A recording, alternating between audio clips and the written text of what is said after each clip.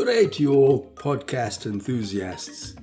This is Lawrence of the Lawrence Perspective. I did promise you we would be looking at critical minerals. Critical minerals, and the question to be asked is, who wants these minerals? What do they want to do with them? Now, if you've got an electric car, like a BYD, a Hyundai, or a Cherry, or a Great Wall Motors car from China, or all those other fancy Chinese cars, and they're all electric, and so they run on this huge battery. Other appliances, huge industrial appliances like lawnmowers, also use this particular application. Now, lithium is obviously quite useful in that regard.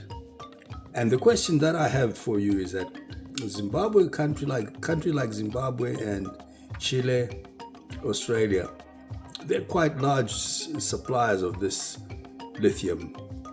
Zimbabwe is one of the biggest in Africa, probably the biggest.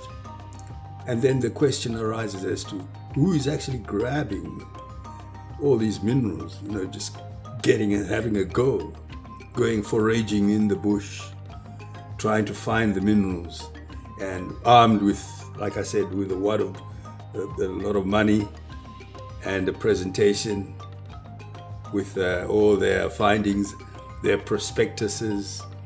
And the question is, the countries like China and Australia, they are looking and looking and looking. Even the Chileans are also looking, because their own resources, they are working them, and they are looking for expansion into other projects. And so the Chinese are there in Zimbabwe. They own and operate various operations, quite a number of operations, and they're doing some sterling work. The Australians similarly have got a foothold in some of the smaller scale operations in Zimbabwe, for instance. And the US and EU are coming in in the background, looking and to expand their fortunes in this area. And so what we need to do, therefore, is to look at, what does Africa possess apart from lithium? It's got cobalt. Cobalt is quite famous basically in the Congo and in Zambia. There's been a lot of cobalt. I worked on a plant that extracted cobalt as a byproduct on the Zambian copper belt many years ago. And copper is a given. It's also found in South America, mainly Antofagasta, Chuquicamata, and the copper belt in Zambia, Luancha, Ndola, Kitwe, Solwezi, and so on.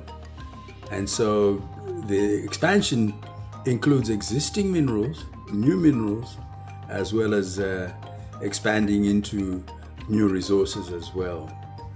So what we need to find out is, what are the key players doing in these areas? These Chinese, Russians, the EU, and Australia. So one thing is quite clear. Countries are now in a negotiating level, like countries like Zimbabwe are in a better negotiation position. Because Zimbabwe says, hey, hang on, you want to take this concentrate out of the 5% and send it to China. Can we increase that slightly to 16, 20, or even 30%? And so there's an ongoing debate, and Zimbabwe did impose limitations on the sale of low-grade concentrates to China, and moves are afoot to increase that content quite substantially, and some operations have already started work on that. So I will give you more details in future episodes as to what's actually transpiring. But suffice to say that the leverage that African countries have is a lot greater than they're given credit for. This idea that you can just walk into an African bush and sink a shaft and start mining and take your goods out, it doesn't quite work that way. Even for repressive governments, they still have a bargaining position to take care of. So I will endeavor to give you those details in my future podcasts. Fantastic. Thank you.